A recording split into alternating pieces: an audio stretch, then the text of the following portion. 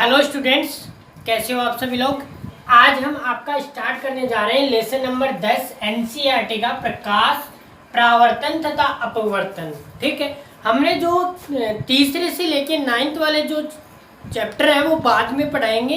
पहले ये वाला चैप्टर समझते हैं क्योंकि इसके अंदर ज़्यादातर स्टूडेंट्स को बहुत ज़्यादा प्रॉब्लम होती है, तो हम इसको बेसिक्स लैंग्वेज में सीखने की कोशिश करेंगे।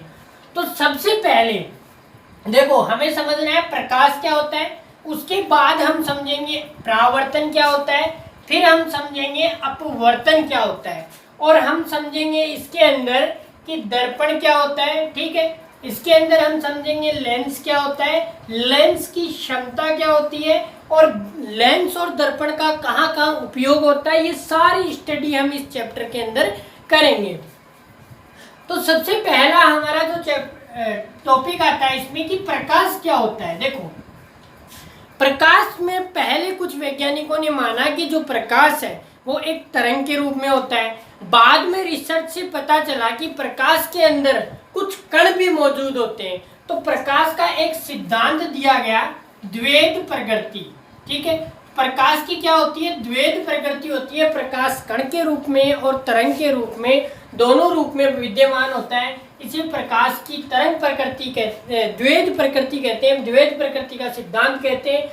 और जो एक कण होता है, ठीक है, प्रकाश का एक फोटोन होता है, जो एक ऊर्जा होती है उसे कहते हैं फोटोन। ठीक है, जो प्रकाश होता है एक छोटे छोटे पैकेट्स के रूप में बना हुआ होता है प्रकृति के अंदर। ठीक है, एक छोटे छोटे पैकेट्स, जैसे मान लो इस तरह के पैकेट्स होते हैं, इन पैकेट्स के रूप में बना हुआ होता है, उसे कहते हैं फोटोन। ठीक है, ये क्लियर कि प्रकाश क्या होता है, कण और तरंग दोनों की प्रकृति के रूप में होता है। ये किसने कहा था, द्वैध सिद्धांत में, द्वैध प्रकृति का सिद्धांत में कहा गया था। प्रकाश क्या होता है, फोटोन के रूप में बना होता है। फोटोन क्या होते हैं, ऊर्जा के छोटे छोटे पैकेट्स होते हैं। ठीक है, ये हो गया। अब चलते हैं कि गोलीय दर्पण क्या होते हैं। ठीक है, गोलीय दर्पण क्या होते हैं, दरअसल एक प्रकार का दर्पण होता है, यदि उसमें घुमाव पाया जाता है, थोड़ा सा गोला रूपी पाया जाता है, उसे कहते हैं गोलीय दर्पण। अब उसके बाद आता है परावर्तन नियम। परावर्तन का नियम क्या होता है, देखो परावर्तन के दो नियम होते हैं। ठीक है, परावर्तन के क्या होते हैं, दो नियम होते हैं। पहला जो नियम होता है वो होता है आपतन कोण और परावर्तन कोण बराबर होता है। जैसे मान लो कि ये एक दर्पण है, ठीक है, ये एक दर्पण है, इस पे कोई किरण गिर रही है। ठीक है, इसे कहते हैं अपवर्तित किरण। कौन सी किरण कहते हैं, अपवर्तित किरण। और जब ये किरण वापस इस पे गिर के लौटती है तो इसे कहते हैं परावर्तित किरण। कौन सी किरण कहते हैं, परावर्तित किरण। तो अपवर्तित किरण जो, और ये क्या आपका दर्पण है। ठीक है, तो अपवर्तित किरण दर्पण के साथ जो कोण बनाती है, इस कोण को कहते हैं आपतन कोण। ठीक है, आपतन कोण। और जो परावर्तित किरण जो दर्पण के साथ जो कोण बनाती है उसे कहते हैं परावर्तित कोण। ठीक है, सॉरी, परावर्तन कोण। ठीक है, परावर्तन कोण।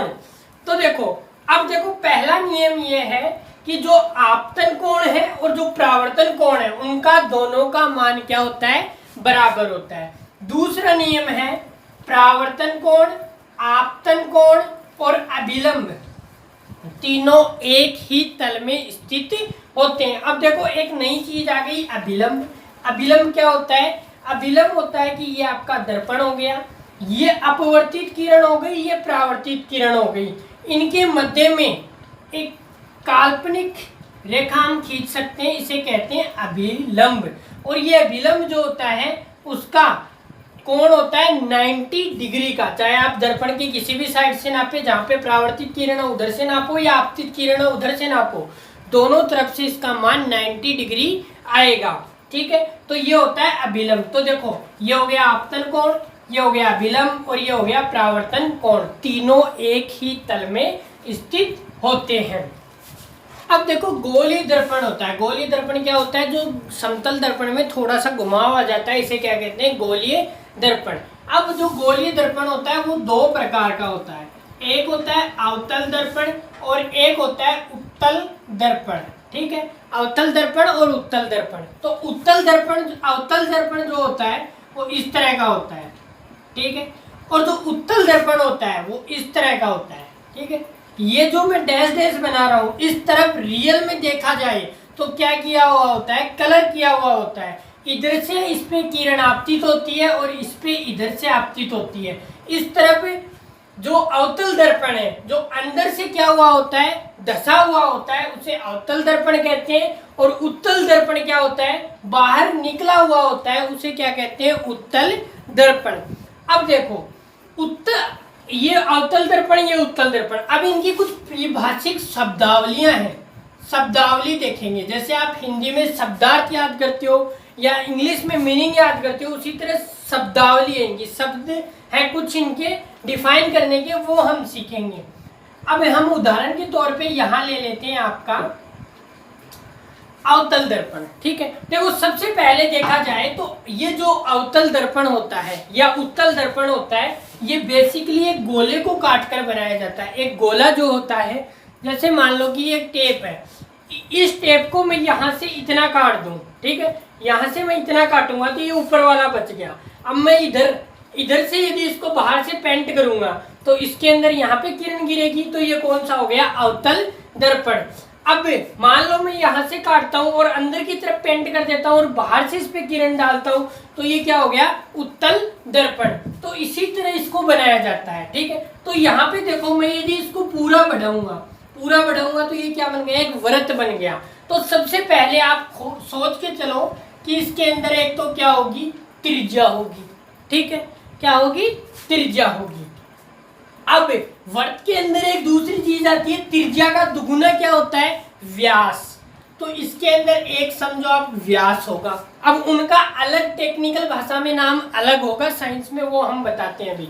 ठीक है, अब देखो हम यहां से एक लाइन खींचेंगे। ठीक है, ये लाइन खींचेंगे, इसे कहते हैं मुख्य अक्ष, मुख्य अक्ष। ठीक है, अवतल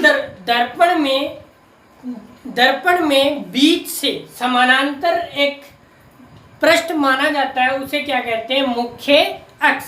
और ये जो बिंदु होता है इसे कहते हैं मूल बिंदु। कौन सा बिंदु कहते हैं, मूल बिंदु। अब देखो, मैंने कहा था कि वृत्त में एक त्रिज्या होती है, एक व्यास होता है। मान लो कि व्यास जो होता है, उसे व्यास को हम इसमें कहते हैं त्रिज्या, उसे सी से निरूपित करते हैं, सी से। इसे कहते हैं वक्रता त्रिज्या। क्या कहते हैं, वक्रता त्रिज्या। और इसके बीच में एक और हम बिंदु अंकित करते हैं, उसे हम मान लेते हैं त्रिज्या होगी ये वृत्त की, ये होता है एफ। इसे कहते हैं हम फोकस। क्या कहते हैं, फोकस। ठीक है, तो इसको हम खत्म कर देते हैं। यदि आपको ये डाउट लग रहा है तो हम डायरेक्ट याद करते हैं कि पहला जो पॉइंट होगा उसे फोकस कहते हैं, दूसरा जो होगा उसे क्या कहते हैं, वक्रता त्रिज्या। अब मान लो मैं यहाँ पे एक वस्तु लेता हूँ, ये वस्तु है, कोई तीर है। ठीक है, इसका हमें क्या बनाना है, प्रतिबिंब। तो हम यहाँ पे सिर्फ इनकी शब्दावली देख रहे हैं, प्रतिबिंब बनाना बाद में सीखेंगे। तो इस वस्तु से इस दर्पण के मुख्य अक्ष, मूल बिंदु यहाँ तक की दूरी को क्या कहते हैं, इस वस्तु से मूल बिंदु तक की समानांतर दूरी को कहते हैं व्यू। इसे वस्तु को टेक्निकल भाषा के अंदर हम कह देते हैं यहाँ पे वस्तु, लेकिन विज्ञान में इसका नाम होता है बिंब। क्या होता है, बिंब। तो इसे यू से प्रदर्शित करते हैं और इसका जो पूरा नाम होता है वो होता है बिंब दूरी। ये हो गई बिंब, तो वस्तु की दूरी या क्या हो जाता है, बिंब दूरी। अब मान लो कि इसका प्रतिबिंब यहाँ पे बन रहा है उल्टा, तो इस प्रतिबिंब से, तो हिंदी में इसको साधारण भाषा में क्या कहते हैं, छाया चित्र। क्या कहते हैं, छाया चित्र। लेकिन विज्ञान की भाषा में इसे कहते हैं प्रतिबिंब। क्या कहते हैं, प्रतिबिंब। तो प्रतिबिंब से दर्पण तक की दूरी को कहते हैं, स्मॉल वी से प्रतिनिधित्व करते हैं और इसे क्या कहते हैं, प्रतिबिंब दूरी। क्या कहेंगे, प्रतिबिंब दूरी। तो देखो एक बार फिर से हम रिवाइज करते हैं पूरे को, कि एक लेते हैं दर्पण। दर्पण होता है गोले का भाग, तो इसकी जो त्रिज्या होती है उस त्रिज्या को कहते हैं वक्रता त्रिज्या। वक्रता त्रिज्या और दर्पण के बीच में एक मध्य बिंदु होता है, मतलब ये ये भी 1 सेंटीमीटर होती है, मान लो उदाहरण के लिए ये भी 1 सेंटीमीटर होती है, तो दोनों के मध्य बिंदु पर एक केंद्र होता है, उसे कहते हैं फोकस। और उसके बाद वस्तु जहाँ पे रखी हुई है, जहाँ से प्रतिबिंब बन रहा है, उसे कहते हैं बिंब, तो इसे कहते हैं बिंब दूरी u। और ये होता है v, तो इसे कहते हैं बिंब दूरी v। और अब देखो ये जो होता है वक्रता त्रिज्या, सॉरी ये होता है वक्रता केंद्र, ये हो गया वक्रता केंद्र, ये होता है आपका वक्रता केंद्र हो गया। अब वक्रता केंद्र से मूल बिंदु तक की दूरी को कहते हैं वक्रता त्रिज्या। क्या कहते हैं? वक्रता त्रिज्या r। देखो हम यहाँ पे अलग से लिखते हैं, फिर हम समझते हैं दोबारा। देखो सबसे पहले होता है f, फिर होता है c, एक क्या होता है r, small u, small v, ठीक है, ये हो गई। अब यहाँ से देखो ये हो गई r, ठीक है, वक्रता त्रिज्या, और एक होता है स्मॉल f। यहाँ से जो फोकस है, इस फोकस से मूल बिंदु तक की दूरी को कहते हैं फोकस दूरी, ठीक है। तो देखो f क्या होता है?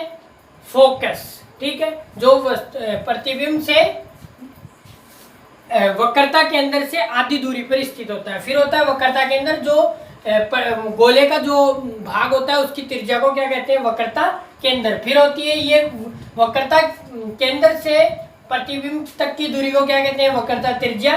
फिर ये क्या होती है? व्यू, बिंब दूरी, वस्तु तक की दूरी। और v क्या होती है? ये स्मॉल है, स्मॉल v क्या होती है? प्रतिबिंब की दूरी। फिर होता है f, f क्या होता है? फोकस, प्रतिबिंब से फोकस तक की दूरी को क्या कहते हैं? फोकस दूरी। तो हम देखेंगे इसके अंदर वक्रता त्रिज्या। वक्रता त्रिज्या को किससे रिप्रेजेंट करते हैं? r से। वक्रता त्रिज्या व फोकस दूरी, फोकस दूरी को किससे रिप्रेजेंट करते हैं? स्मॉल f से। के बीच संबंध क्या है? क्या संबंध होता है इनका? क्या सूत्र होता है? तो इनका सीधा सा सूत्र होता है r बराबर 2f। अब देखो इसको समझने के लिए, ये हो गया दर्पण, ये हो गया दर्पण, ये इसका क्या हो गया? मूल बिंदु। अब देखो जो है वो r कहाँ होता है? r यहाँ होता है c, इससे इस तक की दूरी को क्या कहते हैं? r। और यहाँ पे होता है फोकस, फोकस से प्रतिबिंब सॉरी दर्पण तक की दूरी को क्या कहते हैं? f। तो मैंने आपको अभी बताया था कि इसको 1 सेंटीमीटर मान लेते हैं, इसको 1 सेंटीमीटर मान लेते हैं, तो ये क्या होता है? इसका दुगुना, r का दुगुना क्या होता है? f। तो r बराबर 2f। इस सूत्र से यदि आपको वक्रता त्रिज्या दी हुई हो तो आप फोकस दूरी ज्ञात कर सकते हो, और फोकस दूरी दी हुई हो तो वक्रता त्रिज्या आप ज्ञात कर सकते हो। ऐसे न्यूमेरिकल हम आगे इसी चैप्टर में हल करेंगे, तो सूत्र ध्यान में रखना।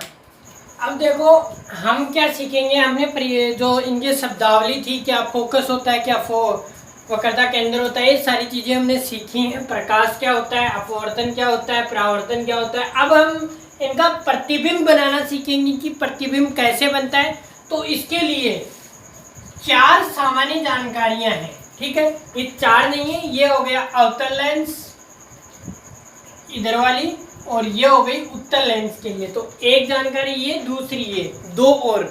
तो इस तरह 4 सामान्य जानकारियां हैं जिनको ध्यान में रखकर हमें प्रतिबिंब बनाना रहता है। तो सबसे पहली जानकारी कि जब प्रतिबिंब यदि जब कोई तरंग मुख्य अक्ष के समानांतर आए तो वो किस तरफ घूमेगी? तो वो सीधे फोकस से निकल जाती है, ठीक है। इसी तरह यदि उत्तल लेंस में ऐसा होता है तो क्या होता है? उत्तल लेंस में यहाँ पीछे की ओर घुमाया जाता है और यहाँ पे इस तरह निकल जाती है। अब देखो यदि जो तरंग है वो वक्रता केंद्र से होकर निकल रही है तो क्या होगा? तो ये इस तरफ मुख्य अक्ष के क्या हो जाती है? समानांतर हो जाती है। यदि ऐसा उत्तल दर्पण में होता है तो क्या होगा? उत्तल दर्पण में होने पर यहाँ पे पीछे की ओर जिस पथ से आ रही है उसी पथ पर वापस लौट जाएगी। देखो दोनों स्थितियां पहले हम याद करते हैं। यदि मुख्य अक्ष के समानांतर कोई किरण आती है तो वो फोकस से होकर गुजर जाती है अवतल लेंस में। यदि ये उत्तल लेंस में है तो जब कोई किरण मुख्य अक्ष के समानांतर आती है तो वो उसी फोकस से होकर ही गुजर जाती है दर्पण के पीछे की ओर, देखो ठीक है।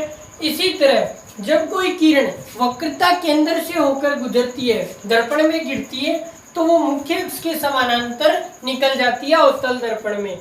और यदि वो उत्तल दर्पण में है तो वक्रता केंद्र पर यदि कोई किरण गिरेगी तो वो उसी पथ पर वापस लौट जाती है। देखो इन चिन्ह का बहुत ध्यान रखना। ये चिन्ह यदि इस तरफ है तो इसका मतलब कि किरण इस तरफ जा रही है, और इसी पे आपने ऐसा लगा दिया मतलब वापस इसी पथ पे आ रही है। अब ये किरण मान लो इस तरफ आ रही है और आपने ऐसे खींच के इस तरफ लगा दिया तो ये किरण इस तरफ जा रही है। चिन्हों का विशेष तौर से ध्यान रखना है, ठीक है। अब देखो तीसरी स्थिति यह बनती है कि जब कोई किरण फोकस से होकर गुजरती है, यह उत्तल दर्पण का, ये उधर उत्तल दर्पण का, तो यदि कोई किरण फोकस से होकर आ रही है, परावर्तित हो रही है, तो आपतन के दौरान वो मुख्य अक्ष से समानांतर हो जाती है। इसी तरह उत्तल दर्पण में देखेंगे तो यदि फोकस से होकर गुजर रही है तो वो मुख्य अक्ष के क्या हो जाती है, समानांतर दर्पण के सामने की ओर। अब देखो अब आता है कि यदि जो किरण है, अपवर्तित किरण है, वो किरण यदि कहाँ पे गिर रही है, मूल बिंदु पे गिर रही है यहाँ पे, तो कहाँ से निकलेगी, तो वो नीचे की ओर उसी दिशा में आपतन कोण परावर्तन कोण, और ये क्या हो गया, अभिलंब। तो ये सेम डिग्री पे, जितने डिग्री पे आई थी उतनी डिग्री पे ही क्या हो जाएगी, परावर्तित हो जाएगी। ऐसा ही उत्तल दर्पण में होगा कि जिस कोण पे आई थी उसी कोण पे वापस परावर्तित हो जाएगी। यदि वापस परावर्तित हो जाती है, क्योंकि आपको कोई यहाँ पे पूछे ये वापस उसी कोण पे परावर्तित क्यों हो जाती है, क्योंकि परावर्तन का दूसरा नियम होता है कि आपतन कोण, परावर्तन कोण, और यहाँ पे जो मुख्य अक्ष है इसको हम मान लेते हैं अभिलंब। तो आपतन कोण, परावर्तन कोण और अभिलंब तीनों एक ही तल में स्थित होते हैं, इसलिए जो आपतित किरण है वो परावर्तित किरण सेम कोण पे ही क्या हो जाती है, परावर्तित हो जाती है। अब देखो यहाँ पे एक चीज आपने नोटिस की होगी कि जो अवतल दर्पण है उसका वक्रता केंद्र और फोकस सामने की ओर होता है, जबकि उत्तल दर्पण का फोकस और वक्रता केंद्र पीछे की ओर होता है। दर्पण इधर होता है, इधर से फोकस गिरता है, इधर होता है, क्योंकि जो गोला होता है वो इस तरह से बनाया जाता है, गोले का भाग होता है, और जो वक्रता केंद्र होता है वो गोले की क्या है, त्रिज्या है। तो आज के लिए बस इतना ही पढ़ते हैं। अगले जो क्लास होगी हमारी उसके अंदर हम पढ़ेंगे कि अवतल दर्पण, उत्तल दर्पण से प्रतिबिंब कैसे बनते हैं और दर्पण सूत्र क्या होता है वो निकालना हम सीखेंगे। तो मिलते हैं नेक्स्ट क्लास के अंदर। जय हिंद।